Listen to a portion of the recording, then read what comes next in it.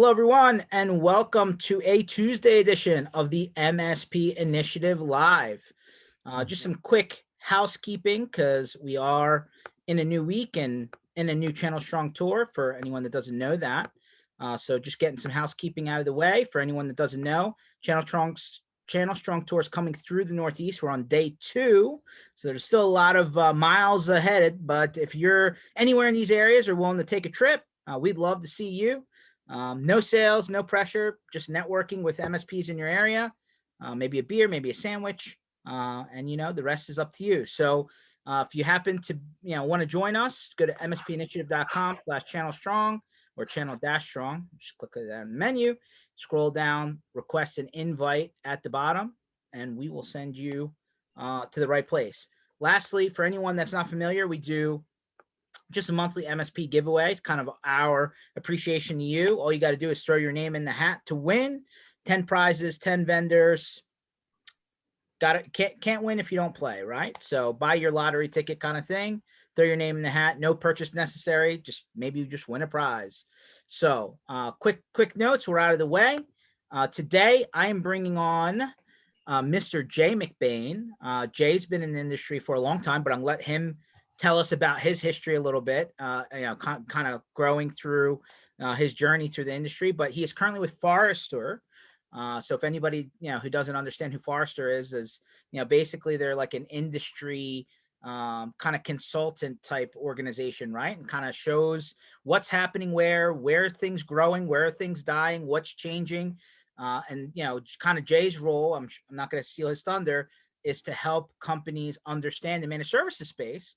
And IT services and all the technology realms that kind of surround it. You can see behind him, there's all these kind of ecosystem type circles, but I'll let him explain who he is and what he does, and we'll see where we go. All right, good stuff. So thank you so much for having me. And I spent 27 years of my career so far, but I started as a technician. I got a job in IBM's help desk, helping people, get their NHL hockey 1994 running on a brand new Aptiva or PS1 that they just spent $4,000 acquiring, and a $50 game that didn't work. So that was the start of my career. Got to the point where I was running channels for IBM and then ran channels for Lenovo across the Americas. I left Lenovo, joined Autotask, ended up leaving Autotask with the founder, Bob Gottgart, and we started a new company called Channelize. Raised a bunch of money, went through the entire entrepreneurial phase that MSPs go through as they build their businesses, and had a lot of fun doing that. That business was sold, and for 4 years I worked for Forrester, which is an analyst and research firm that counts a lot of things. And as we go through today, I'll probably drop a lot of numbers, and we track things a little bit differently, trying to make sense of all the chaos we live in every day. 100%. So let's kind of zoom back for a second. Jay, you've put a lot of good information out over the last, I would even say 24 months. But that was pre-pandemic, through it. Now we're here.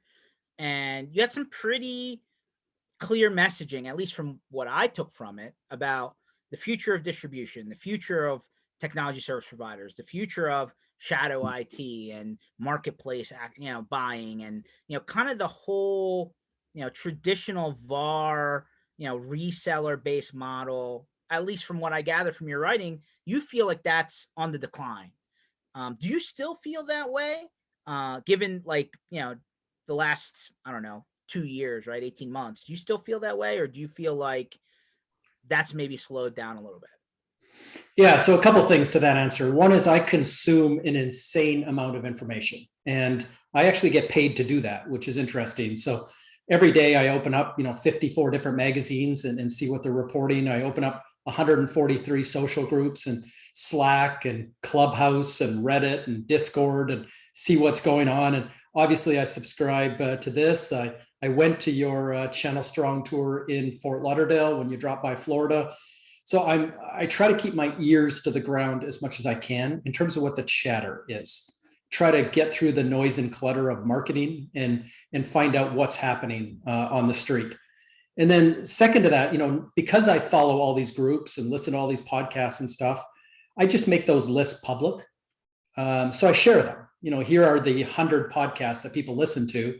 Rather than me keeping it on a spreadsheet, I can easily convert that to HTML and help other people with maybe shows on security and other things that they might not be attached to at this point. The second thing is, I get to, get access to over 1,000 researchers at Forrester.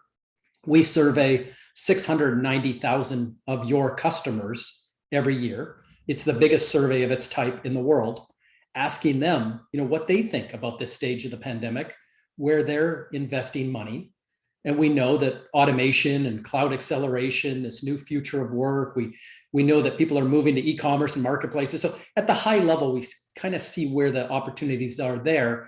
And I can connect the dots to where that opportunity is, trillions of dollars, to what a managed service provider can do in their local town, city, region, and really drive success. So that's kind of my angle of the world. And every year I put out predictions. So every year I make 10 predictions. And last year I didn't predict the pandemic. I did not predict social unrest. I didn't even predict murder hornets. So take it for what it is, take it with a grain of salt. But there was 10 predictions that not only, became true, but many of them accelerated because of the pandemic. We were starting to see, little things happen in like subscription and consumption models start to become top of mind of the 10,000 vendors out there. Well, midway through the pandemic, Cisco, Dell, HPE, IBM, and a whole list of others, Nutanix, all went all in on subscription. 100% of their companies are shifting to this new model. So what does that mean for managed service providers? And there's 9 other predictions as well that we can kind of walk through today and kind of test where we are at this stage of the pandemic and what it looks like for the next 3 to 5 years for this community. I definitely want to do that. Let's get a couple other current events in, and then we're going to shift back to that.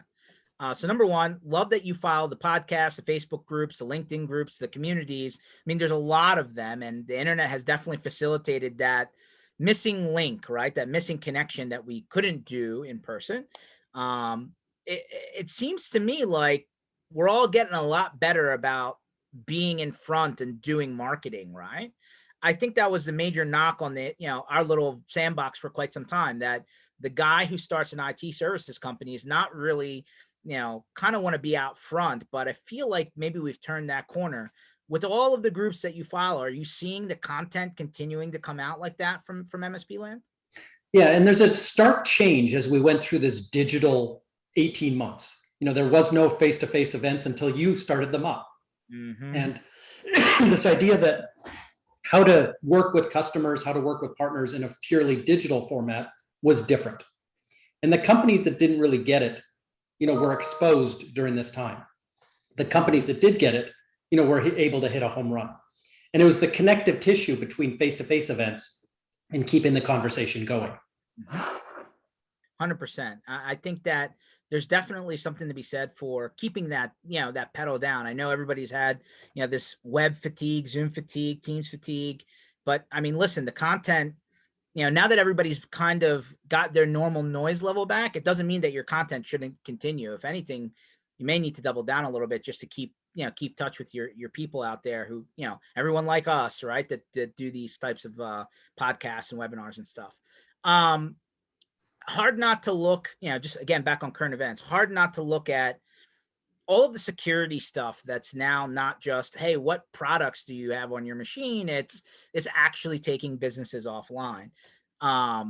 It seems like it's going to get worse before it gets better. I mean, there's, I think a lesson's been learned now, at least, hey, if you haven't looked at your stuff, start looking, right? Start trying to clean up your house. But it's kind of hard to tell the everyday IT services company, managed services company, hey, by the way, every vendor that you use could be your problem. I mean, how do you begin to deal with that from your perspective? Well, first of all, it's reached the highest levels of society. And I never thought that, a president of the United States would be having press briefings and talking about SolarWinds and Kaseya and other, companies within our industry, our sub-industry.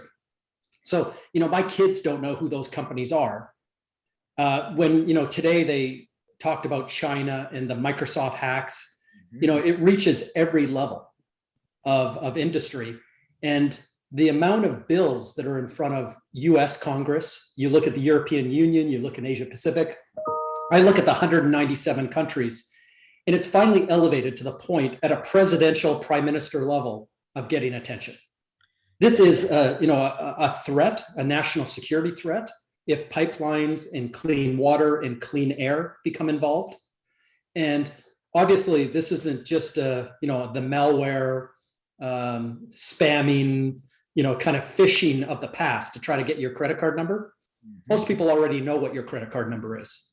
The fact of the matter is now it elevates, and companies could, be threatened. And I think it's finally getting, and it's right now in our spending grid, it's the number 3 largest opportunity, and it's the 3rd largest challenge that companies are facing, given this new remote topology as well. 100%. Now that 20 to 30% of your people are remote and are going to be remote forever, work is something you do, not where you go.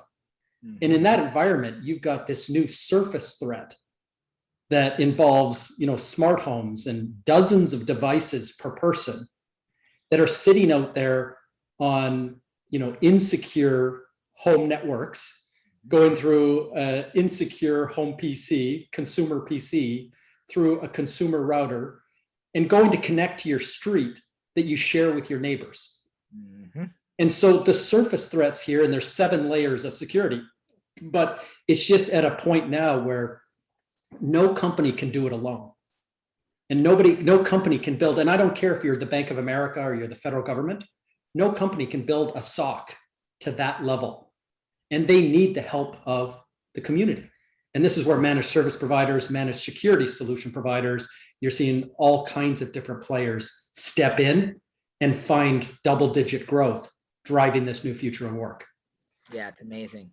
Since you brought it up, I'm just going to touch base on it real quick. Next year around this time, and maybe it will take longer than this, but if you were to put a bet on it, do you feel some sort of legislation will be enacted at a government level that will force the managed services providers to do something that they're not already doing or haven't been, forced to do by somebody else, right? Compliance or insurance or something like that. Yeah, the one thing I learned joining IBM, kind of in the late 80s, early 90s, is this is the time that IBM was under antitrust and anti-combines in whatever country you're in. It was the top growing company in the 70s and 80s and almost didn't make payroll in 1993. Wow. So this was, kind of the start of that. And I learned back then as a kid coming out of college that whenever you're talking about legislation, you got to talk about decades, not years. And even if something, and there's, I think, 28 bills in front of Congress right now, as they get worked through in the next year or two, even if they actually become law, a law isn't actually really there until it's tested. So the first person to break the law will then escalate it, and it may, ramp itself up to the Supreme Court, to find out, or different federal courts. So all of that is always measured in years. And progress legislatively, regulation, governance becomes decade-long journeys. So next year, I don't think there will be anything on the books. In 2 to 3 years, I think things like Louisiana and a few of those will start to hit state legislatures. And the first lawsuits against against that legislation, the first MSP that gets sued, by the way, and fights back and says, listen, I'm a small business with 8 technicians, and you're blaming this breach on me because I didn't report it. I reported it an hour too late, or, somehow with 8 people, I'm protecting this pipeline. The first time that gets escalated and goes through the court system, it's going to take years more to, go through those processes. So we are in the decade of legislation here. I think even MSPs agree that there needs to be more governance. There needs to be a higher barrier to entry. We know, and we have competitors in our local town that, literally over the weekend hung up their shingle on LinkedIn and hung up their website, using like Wix or something. I mean, these are people, and they just took our words off our website and cut and paste them on their website. They took our pricing and just slashed it by 20, 30, 50%. And that's their business model. And they're trying to look credible. And I think we all agree that, we've spent decades honing our craft and really, driving outcomes for our customers. And unlike lawyers, doctors, accountants, and others, there is no barrier to entry to what we do. And anyone can steal words and music and look smart digitally and put their customers at risk. That's 100% true. I mean, to be honest, every year, right? I mean, this is not me saying this. This is the talking heads, I say. Now, every year, that bottom 20% of the space, the MSP, IT service provider, VAR, put whatever acronym you want, there's that churn and turnover, right? Where new guys pop up because they left internal IT and they decided to start doing shop. Other guys say, I'm done. I can't do this anymore. They bail out. I mean, I've actually seen on a lot of the forums recently, people are like, I'm going to retire early. It's not worth it to me to do this anymore with all this stuff, ransomware and these networks being hijacked. Like, people were like, oh yeah, I had a 10-year plan. Yeah, no, I'm out in 2.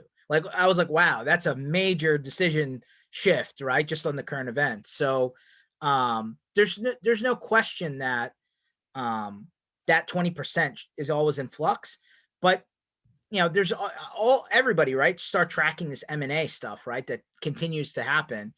Is it happening at a rate where the small guys still can't compete anymore, or does that really far off into the future? It's interesting. So if I go back pre-pandemic, Arlen Sorensen at HTG Peer Groups, which became ConnectWise, did a survey, and 70% of MSPs would sell their business if the price was right. And I know we're all entrepreneurs, and if somebody bought us a yacht and an island somewhere, that we'd probably make us an offer that we can't refuse. But it was interesting to see the number that high, because technology is the fastest growing industry. It's doubling in terms of GDP over the next decade. And if I'm a young person in this game, I want to go make, much more than that, add a 0 or 2. And I want to go make a really big company. So it was interesting to see 70. So we've been trying to test that through the pandemic as managed services started to shrink by that way at that point, to the point of only growing at single digits. And when I say single digits, it was like 9.6. So nothing to shake your head at. It's still one of the fastest growing industries. And it's much better than other industries you might be in. But for 20 years, this industry grew by triple digits at the beginning, then double digits. And then it was just like a year and a half ago that it went down to single digits. But the pandemic drove this back into double digits again. Again, companies can't manage a remote topology or a residential style network on their own. They need experts with the tools to do the remote management and to do these things at scale. And so managed services on the infrastructure side was huge. The security is even bigger because, again, as I mentioned, the 7 layers of security, and now with all of these zero trust and new surface threats, and the threat vectors are multiplying almost by the day, to the point where there's no organization with the capacity to actually protect itself. It takes a village. And so managed services is back again, probably for the next 2 or 3 years, if not longer, growing at a strong double-digit pace. But as you said, 25% of managed service providers, another ConnectWise acquisition, Paul Dipple, would say that 25% of managed service providers are not profitable. The next 25% at times struggle to break even. So this isn't the kind of market. There's so much consolidation. There's so much price compression. You've obviously have private equity doing the roll-ups, and you've got websites like Channel E2E that report on 4 or 5 M&A activities per day. So this isn't an industry for the faint at heart, but it is an industry that is growing by double digits, and it's one that you can make a lot of money in. Where does the shadow IT complement really make or break things, right? Because these kind of slightly larger companies, or even mid-market, I guess you could put terminology to sizing, but now all of a sudden these decision makers, these middle managers are just turning things on, right? Subscriptions are put a credit card number in, you press go, you're on your way. IT didn't even find out about it till after the fact, right? So is there any way that an MSP could shift their model to take advantage of that subscription-based way? Like it's kind of hard to sign up a customer sight unseen and hope that you figured it out and are profitable from day zero, right? Yeah. So the first thing is we've declared shadow IT over. Oh. And by the way, if you're keeping score, shadow IT won. So today, if you look at the business application space, if you look at where customers are spending new technology dollars, 65% of all technology decisions today are made outside of IT. Wow. Most CIOs, CTOs, CDOs, CISOs have now come to the conclusion that they're going to play more of a federal government role. So they have to play a defense role. They have to play an integration role. They have to kind of play the visionary strategic role. But in those 65% of cases, in 29% of those decisions, IT are blocked from being in the room. Wow. They're not even in the decision committee. So they're, kind of notified after the fact, but we're in a world now, and I said the world's going subscription consumption. So if you're going to buy servers from Dell or HP or Lenovo, it's no longer $1 million. It's $9,000 a month forever. And every department, every division in every company can afford $9,000 on their personal credit card, on their departmental credit card. So we're over that now. The fact that 2/3 of the market goes this way, and we have companies now, actually a big number of companies, where the head of marketing spends more money on technology than the head of technology. Wow. So to an MSP that's covering that account and managing the infrastructure, managing the security, and doing all the things they do over here in the government space, the federal government space, the question is, this CMO is now buying HubSpot, Marketo, Eloqua, Pardot, there's 8,000 logos on the MarTech stack. And they're spending a ton of money to bring in 7 layers of a stack to solve a very specific problem. Now, are MSPs in that conversation? And at Forrester, we're studying this and we're seeing the dollars that kick out of this. And at Salesforce, every dollar kicks out $4.65 to the ecosystem. At HubSpot, it's $5.80. No. So what's happening? Every company in every industry is becoming a tech company. There are 200,000 digital agencies who recognized over the last decade of shadow IT that the head of marketing spends so much money, more than the CIO. So guess what? 78% of digital agencies are now tech services companies. They recognize the CFO and COO. So 81% of accountants, 300,000 accounting and CPA firms are now tech services companies. We're in a market where everyone is coming in. And so the next time you can go to a customer and look at the guest book, there's an 80% chance that everyone signing into the guest book is talking tech. You as an MSP, you're not going to go and barge into that room, because on average, there's 5 people that wrap around that CMO or that CFO or the HR or the sales, or whoever the shadow person is making that decision. What you've got to make sure is those people are in your own ecosystem, that you know who these people are in your location, that the accounting firm, the digital agency, the consultants, the system integrators, the different ISVs, there's 16, they're over my shoulder. There's 16 different kinds of partners that are all rushing in, trying to add value, but they don't really compete with you in what you do well. And you're all trying to get a piece of that $5.80. And there's no one company that can do it all. You're not going to turn into a creative and concierge digital agency overnight, but they're not going to turn into you overnight. And so the idea to better serve that customer and HubSpot to get it to work with those 7 other things, they need all of you in the room. And you can all go to that customer and ask for $1 for every dollar they spend with HubSpot to get it to work. But you're not going to do that without understanding who those 5 people are wrapped around that marketing buyer at your customer and all the line of business buyers without doing some work.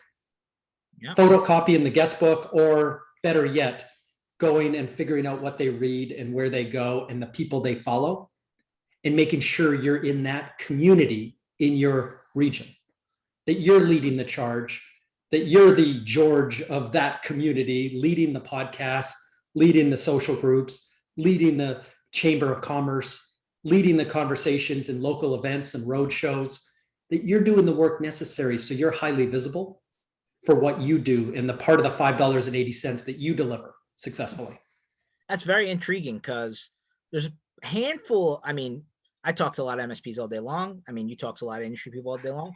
There's not that many who have created a practice around the CRM, the ERP, the marketing automation. Most people feel like that's not their realm, but this was a similar idea when the photocopier guy was different than the phone guy, was different than the IT guy, which is like the door access guy, the point of sale guy. And we talked about how all those guys just bumped into each other. That same thing's happening now upstairs, right? Like it's not about the plumbing anymore and the electricity. It's the actual check signer and what they're deciding to do. So it's very intriguing that the same challenge that happened over 20 years is really just reinvented itself across different people and different solutions that are being offered. That's really intriguing. Yeah, if you don't think there's convergence happening, to that telco guy, when yesterday Zoom buys Five9, yeah, and when last week Microsoft acquired all of AT&T's network. Mm-hmm.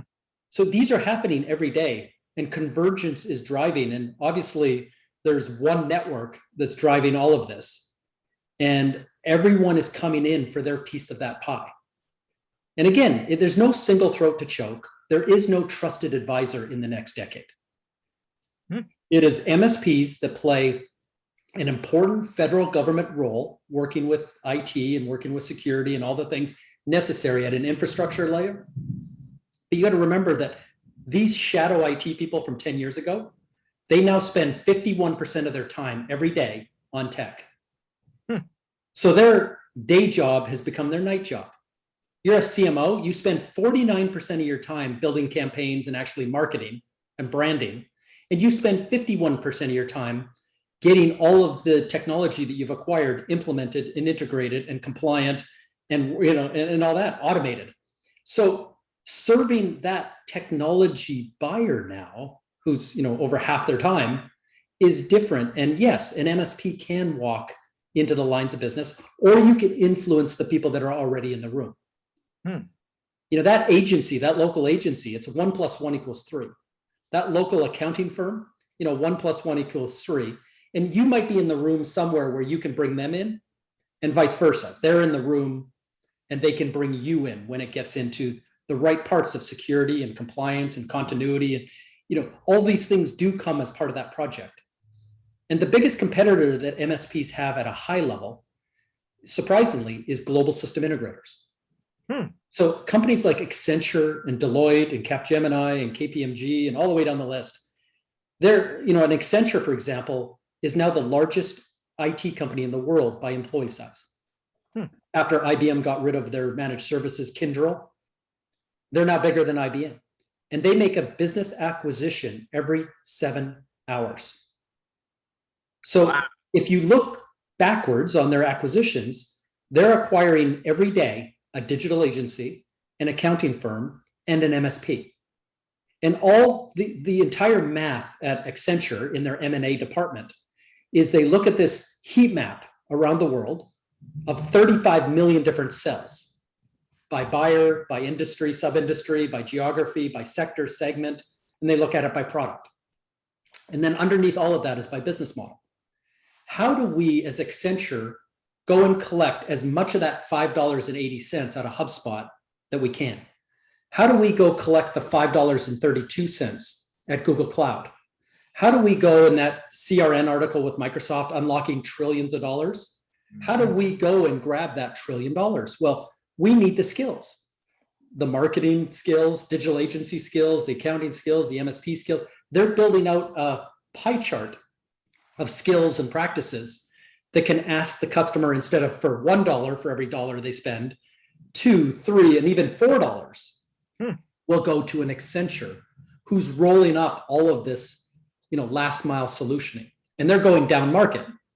So At IBM, I used to see them in the banks and governments, and now Accenture are in mid-market and SMB deals. Why? Because they acquired the agency or the MSP that already serves that market. Wow. That's the biggest competition to MSPs going forward. I would say anybody watching this is probably shocked by that statement. I would think they would have named 10 other things before they would have thought about that.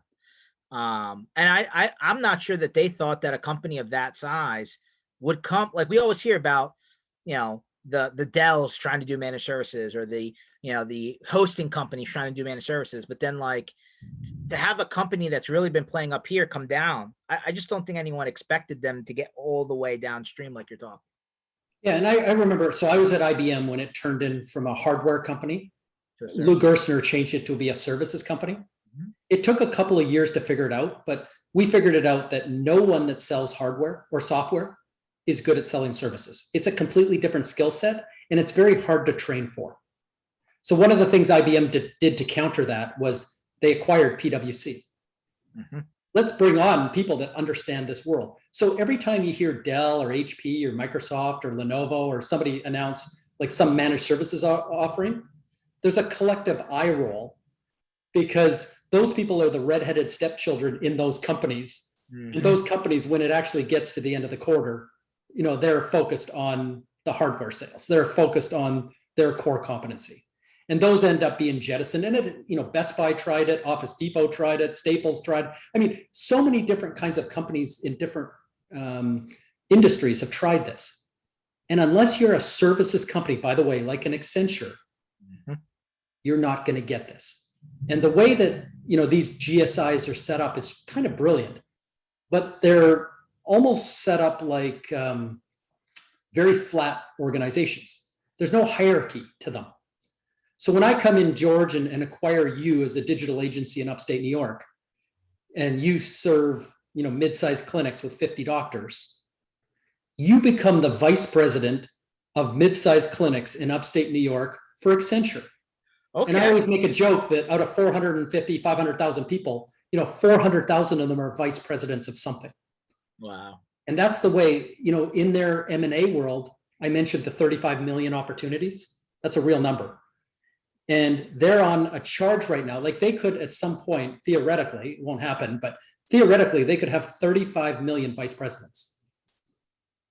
And I could be a vice president for a buyer, the head of marketing, in a sub-industry, which is a 50-doctor clinic, which is different than a dentist office, different than a small hospital.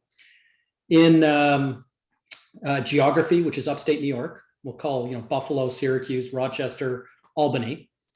A sector segment, 50 doctors, puts it right in the M part of SMB. And then, go out to the product levels. We're serving a marketing buyer, so it's a MarTech stack and things like that. And then the operating model to go get that $5.80. You're now the vice president of that. You sit on the Chamber of Commerce in all those places. You do the road shows, you host the podcast, you run the social groups. You are the super connector for all things mid-sized clinics, and you happen to be a vice president now of Accenture. Wow. That is a crazy, the whole organization being flat just boggles my mind, but that's what happens when you're really big, have been around for a long time, and have a lot of money to spend. They're almost their own country, it sounds like. They're almost their own government. So let's flip directions for a second. Back to how MSPs sell their services and how MSPs buy their services. Distribution's changed dramatically. And quite frankly, the big guys have been bought like 2 or 3 times now, I feel like. Obviously the bigger part of distribution these days is SaaS, right? Subscription marketplaces, cloud marketplaces. Can MSPs succeed in a co-managed world, carving out those services and offering them that way? Or is that really not realistic for them? Yeah, so earlier this year, and quite controversially, I wrote a report asking, are distributors the future of distribution? Mm-hmm. And I put it in the chat window there if people can see it, or we'll tag it after. But I kind of went through 10 of the current trends that are happening, given where we are in the pandemic and where we're going. And, I asked about subscription and consumption models. I asked about, the growth of marketplaces, growing more in 3 months last year than the last 10 years combined. Oh. I asked a lot about these new style distributors like a Pax8 or SureWeb. I looked at, master agents and what they're doing. And the whole definition of an ecosystem, though, is that it's not linear. And we've gone for 40 years, we've sold where vendors have sold their stuff to distributors, distributors have sold to VARs, VARs have sold to the customer. The money changes hands in a very, predictable way. And inside of all of that, there's a gross to net financially, the margins front and back that go to pay all those different steps. Help educate the partners, help incent them, help, pay for some of the distributors' bottom line profit. Everybody kind of works in this model, and we all recognize it as the gold, silver, bronze program. Every vendor has one. There's 10,000 different gold, silver, bronze programs. You need a decoder ring to figure out, how to make money on a Tuesday afternoon. But the fact of the matter is, in the ecosystem, that all blows up. An ecosystem is not around revenue and profit and customer sat. An ecosystem is around value creation. 1 + 1 = 3. It's around co-innovation, and it's around network effects. So those are 3 measurements that have now replaced this revenue, profit, customer sat. And every company is starting to rethink. In an ecosystem, there is nobody that hides. There's no supply chain. There is no lines of distribution. The customer looks at the 7 things they're buying and looks at the $5.80 they have to spend to get it to work. And they want all the visibility out in the sky, in the celestial mode. There's stars and moons and galaxies. And over there, you got a Microsoft Galaxy, a Google Galaxy, an AWS one. You've got all kinds of galaxies of different sizes, all kinds of planets and comets. There's just so much going on. What a customer's trying to do is take it from 35 million permutations down to the 7 things they need and the 5 partners they need to make it all work. And so in that world, distributors have to step out of hiding. There's a ton of work they do beyond, 3PL logistics, beyond what they do in distribution centers, beyond what they do in capital and credit facilities. By the way, in a subscription consumption model, there is no credit or capital. When your server becomes $9,000 a month forever and it hits a credit card, there is no floor financing. There is no net 30, net 60, net 90 that they need to help VARs and MSPs with. This world becomes a subscription model, like MSPs run their business in a recurring model. It's all operational. That evaporates. And then the final piece of it, when you actually look at the private equity purchases of Tech Data, Ingram, this Tech Data, Synnex coming together, there's a lot of public data available, before those acquisitions happened. And, Tech Data in its, years up to this point, 80% of their profit, they're a Fortune 500 company, Fortune 100 company. They're a massive company. That 80% of their profit comes from vendors like you cutting them checks.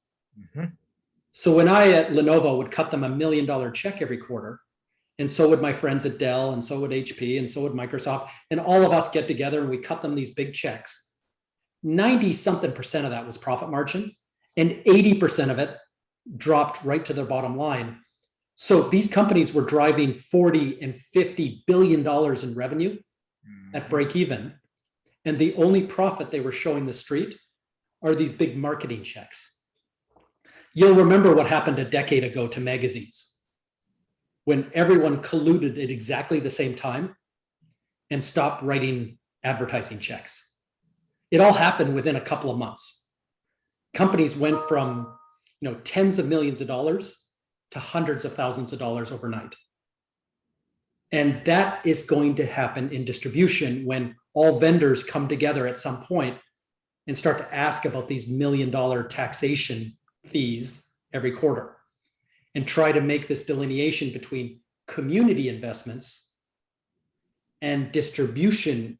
So your access to VARs and MSPs, the 75,000 of them that sit underneath each distributor, isn't linear anymore. They don't block you from them. Those VARs and MSPs are actually not even going to those distributors to learn.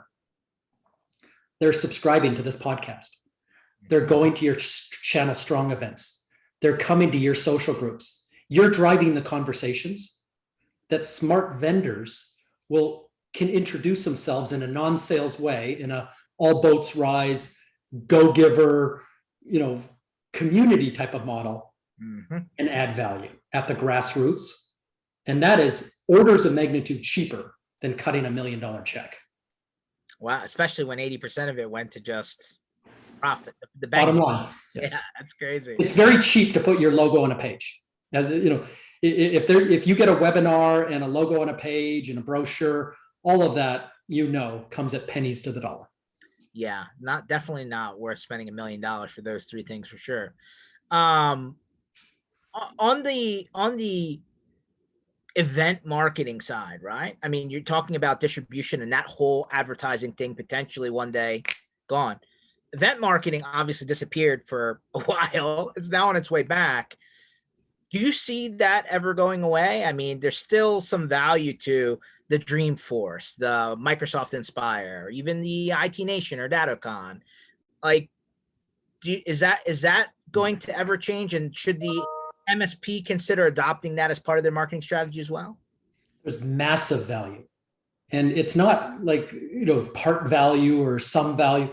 It is a massive value. We've traced back, 75,000 MSPs, and we've asked them about every one of their 10 big vendor relationships they own. Mm-hmm. And then we've dialed that back to the influence. Where did you first meet? How did you build that relationship? How did you form your opinion? Very influential stuff. And a big anchor to all of that was events. And so, we've done as much work as, I mentioned I used to work at Autotask back when it had a couple hundred people in Albany, and before it came together with Datto, and before Datto became the first unicorn in Connecticut. But during those early days of mapping out strategy, no one in the room had a vision that this would be worth $4.2 billion on the public markets. But there are people in Wall Street that did. And they understand the economics behind it and stuff. But Datto or Autotask never had, a big direct sales organization. It was a partner-led company all the way. It never ran a Super Bowl ad. It never, had a direct marketing department, that would be big enough for its size. It was all community.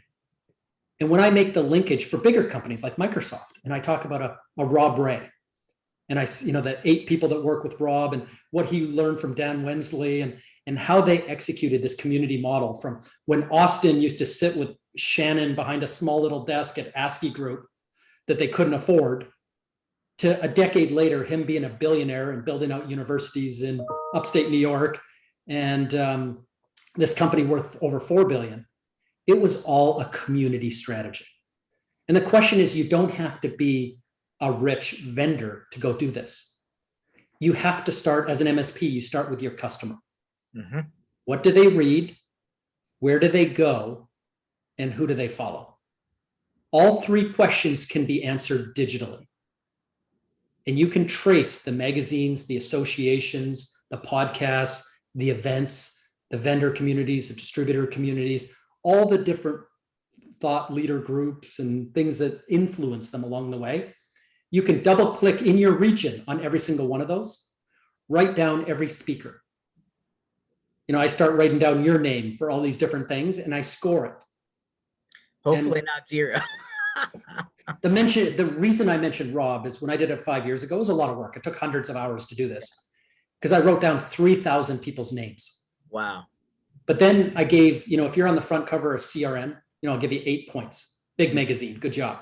If you sit on the board of CompTIA, I'll give you 8 points. World's largest IT association, good job. If you keynote channel partners in Vegas in November, 6,500 agents are in the room, great job, 8 points. If you do an ASCII group, in St. Louis, or a Channel Pro SMB in Sacramento, 2 points. But you keep earning points for all the things you're doing, all the podcasts, all the webinars.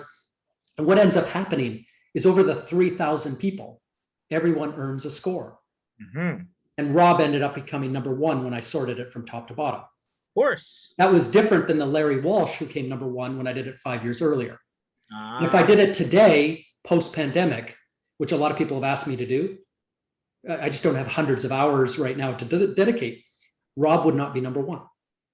Okay. There are people like you and others that hit a home run digitally during the pandemic and started to open up events, in a way that was legal and in a way that was acceptable to everyone, regardless of where you sit on the different issues. Mm-hmm. And it was just I wrote a blog about it back at the time, and I thought it was brilliant. And so events in the future, the average MSP is invited to 150 different events per year. And that's one every 2 days if you're counting. And the events now, MSPs are going to be much more selective. Mm-hmm. You're not just going for a free lunch and a couple of beers. I mean, literally, you could go every couple of days if you want to. And there are MSPs out there that just like to travel around to events. Sure. They don't really do much MSP, back in their in their community. So, but the fact of the matter is, you're going to be selective, and you might go to a key roadshow, like a Channel Strong. You may go to a big event in Vegas. Could be DattoCon. You could go to Orlando, like IT Nation. I mean, whatever it is, whatever big event with thousands of people, where you're going to see 250 sponsors and have user group meetings and peer group meetings, but you may only travel twice a year. Mm-hmm. And in that case, you're going to be selective, and you're going to do most of the event, I believe, physically. So you're going to want to build the relationships, hallway chats, hotel lobby bar conversations. Mm-hmm. A lot of the content where you would have sat in the room, I think you'll grab to your podcaster or grab video on the airplane home. It's going to be personal events. I like that. I mean, that would, by the way, that's the best part of the events that everybody wants, right? I mean, no offense to the breakout session and no offense to the main stage speaker, but I think you get more real day reaction and response from people who are in the trench like you, maybe doing it somewhere else, saying, hey, what did you try for this? Did it work? Did you have a problem? What was that first customer look like? And I think that's where a lot of learning, I mean, at least for me throughout the years, that's where a lot of my learning happened. Put all the formal stuff aside. Quick question that came in from Brent here on the live session. He says, so back to your conversation about how distributors, 80% of the money they were getting from the back end vendor was just bank account money. He says, so is this how the office superstore sell everything so cheap because they get this back end money that you don't even see? Is that what happens there? That's the economy. So I had worked for Lenovo and IBM selling PCs for 17 years. Mm-hmm. And if you wonder how CDW gets these deals, mm-hmm. and are they lost leaders or are they truly some back-end shenanigans? In a lot of cases, they will approach, Dell, HP, Acer, Asus, Lenovo, and buy up an entire SKU. Wow. They'll work with the planners and say, how many of these are you planning on building? So there's 900 raw materials that you're out, collecting to build these products in China. And you're arranging the containers right now of how many you're going to ship into the Americas. Tell me what that denominator is. We're like, well, we're going to sell, 25,000 of this SKU. Mm-hmm. Perfect. We'll buy them. Wow. Every last SKU. So they have their own unique SKU. So there's no competition. For the office superstores, by the way, who have these best price guarantees, they never have to honor it because they're the only ones that own that SKU. Oh, it's all. And so they buy it by the container load. And a company like Lenovo, who's trying to make its numbers this quarter, and some of the executives who are trying not to get fired this quarter, mm-hmm. are in and ready to make those negotiations with distributors, with the big CDWs and Insights, malls and connections of the world. And they're ready to make these deals with this office superstores. So that breaks almost every ethical and moral and legal precedent, but you can get around it. And it's just one of these things that this has been around since the start of time. And for every consumer-like product that can be sold off the shelf, you've got these mass market, and today you've got Amazon.com.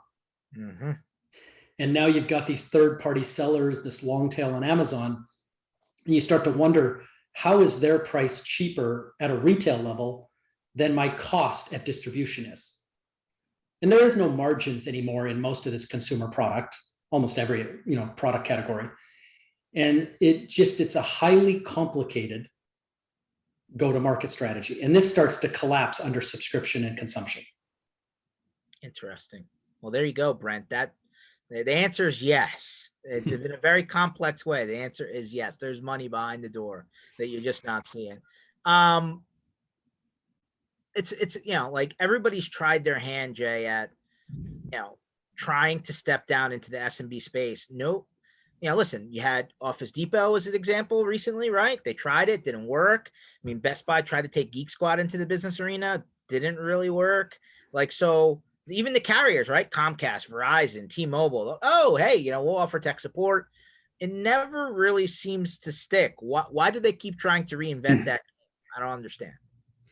Well, they all read Forrester reports, and they all see this $1 trillion with a T opportunity in SMB. Mm-hmm. And a place like Office Depot, who, by the way, hired my wife, that's the reason I live in Florida, to go figure out the senior director of tech services right after they acquired CompuCom, which is a bona fide, big MSP, more of a reseller. And they spent $1 billion on that.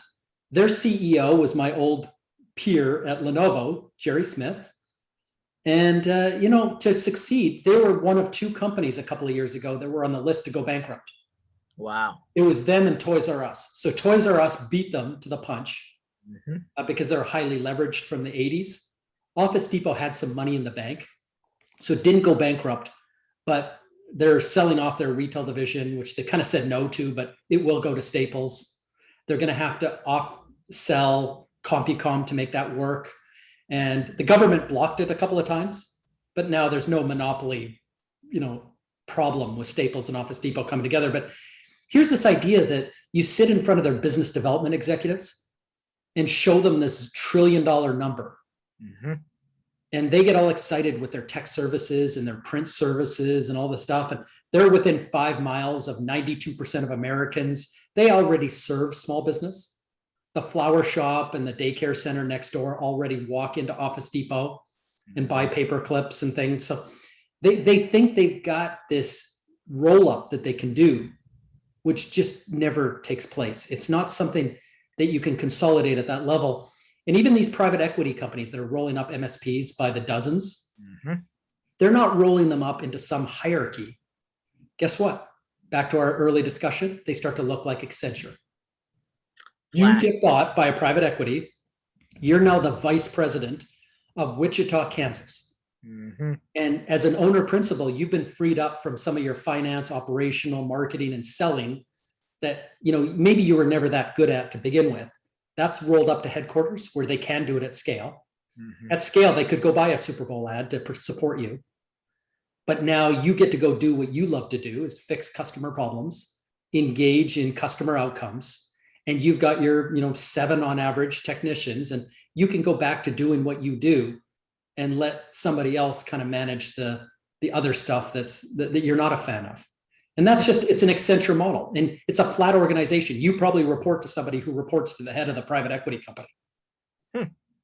Wow, so they're not taking. I mean, so in the past they did try that though, Jay. Right? You had the the all cover type model, or the what's the other one that comes to mind that I'm missing? Right, the original one, right, where they took all these guys, they rolled them up and tried to go kind of mass knock, mass kind of centralization. This is the reverse of that earlier model. It's like, hey, you're basically a franchise, right? Hey, this is your area. Go do your thing. We'll do all the back office work. Hit the ground running. Yeah, well, the knock and the sock and everything else is centralized. Because obviously, the bigger you can do that in a more central, cost-effective way. Having 8 people in Wichita, Kansas is very tough to run a knock or a sock. Agreed.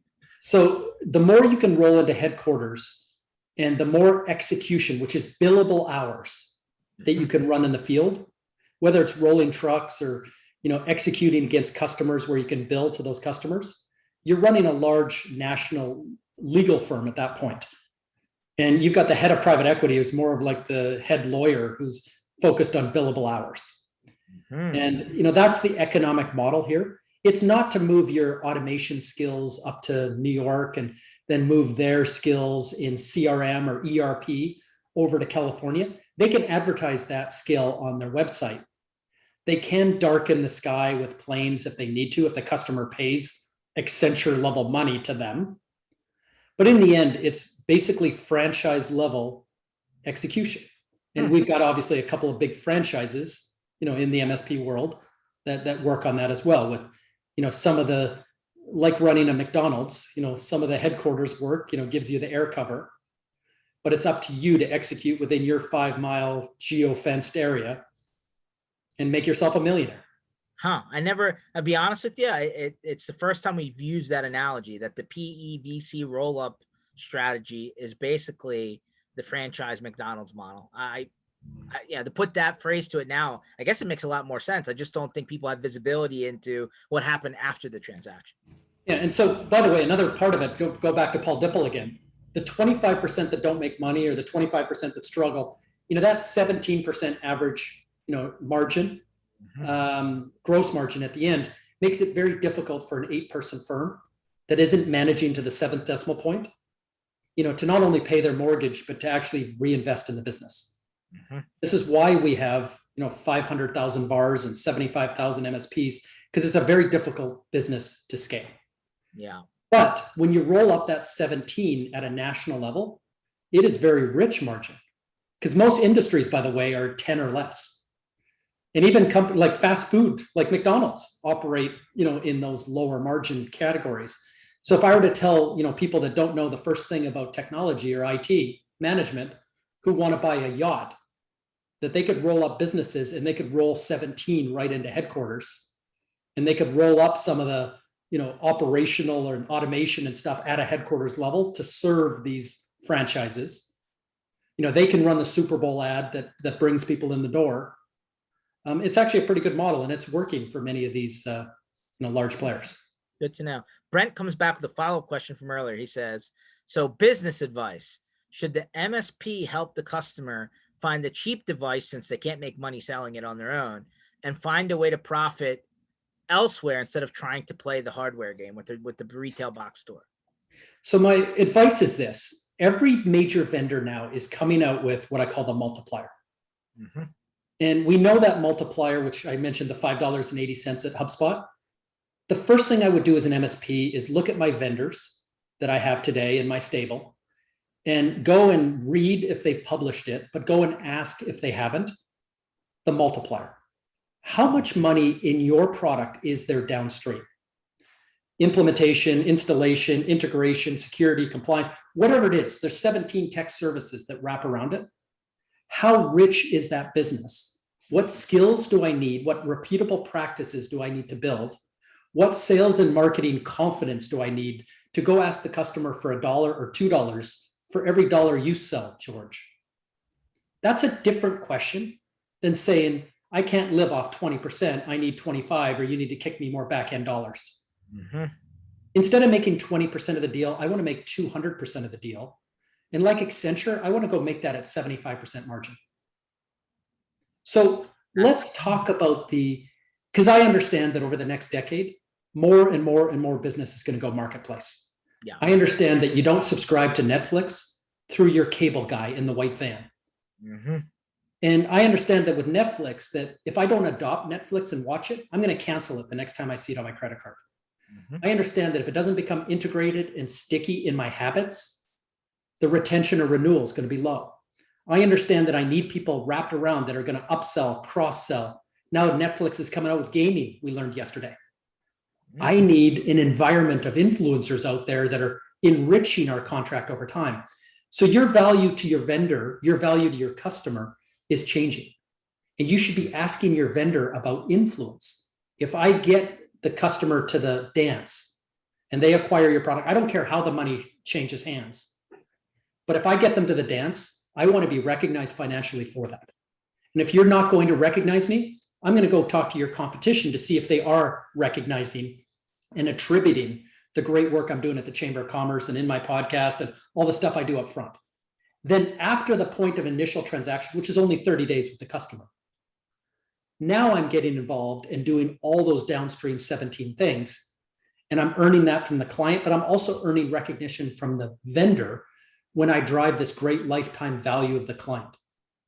The customer journey never ends. And I'm in a 30-day recurring business, and I'm going to ensure that you keep that customer for life. I want to be paid for that as well. So unless you trifurcate the way you view me as an MSP, I'm going to go keep asking other vendors if they recognize me more. And I want to know the billions or trillions or millions of dollars that you're unlocking for me and helping me build my business, scale up the education, the training, the competencies, the sales and marketing, the co-selling, co-marketing. Like I want all these programmatic things towards the point where I can go make $2 for every dollar you make. That's a whole different conversation than bronze, gold, silver. Very different. The whole story. Because I understand that 20% margin, the 10% margin. If you're selling PCs, it's 3% margin. You know, that's just going to evaporate over time. It's just, we're in a new mode, product-led growth, subscription, consumption, usage-based pricing, value-based pricing, and marketplaces. All 6 of those things are headwinds to resell. And again, we don't buy digital subscriptions physically. And when you buy 7 things to solve a problem, like that CMO we talked about, there's 8,000 things on the MarTech stack, and they're going to buy 7 of them to solve the problem. Do you think that they want to procure and provision all 7 of those things in different places? No. When they add a user, do you think they want to go to 7 different things to get special pricing? And no, they want to click one button. I added a user, and it's auto provisioned. And so when the CFO comes in, I got one place I'm spending my money. I'm earning enterprise credits. I'm getting bigger discounts the more I spend that way. So the world is accelerating due to the pandemic into these more digital movement. At the end of the decade, it'll turn into crypto and it'll turn into blockchain and other things. We're still 10 years from that. But you can understand that I'm not going through a digital journey and turning physical at the point of purchase. I'm staying digital. And in the movement of money, I'm not turning physical either. I'm going to stay digital. And in that long-term relationship with the MSP and all the value I get forever, I'm also staying digital. My entire life, end to end, especially in 4 to 5 years when the majority of your customers are going to become millennial, the entire lifespan of your customer will be digital. That's a completely different view of the world, universe, galaxy, whatever you want to call it, than probably the majority of the people out there doing business today. So at least in our sandbox. So I hope everybody took some notes. By the way, whole session was recorded. I highly suggest you go back to mspinitiative.com under sessions, rewatch this, pause it, take notes. Jay gave you some really great tidbits on things that as you're planning your business journey, here's what you need to be doing in order to make sure that you're ahead of the game and you're not the last person to the story. So Jay, I really appreciate your time. We're at the hour. I know you're a busy guy. I know everybody here watching, as I'm sure, busy as well. I really appreciate you for coming on. I'm sure everybody who's going to watch this is probably going to say, hey, I got a question. Where can they shoot you a message on a LinkedIn, or what's your preferred method of communication?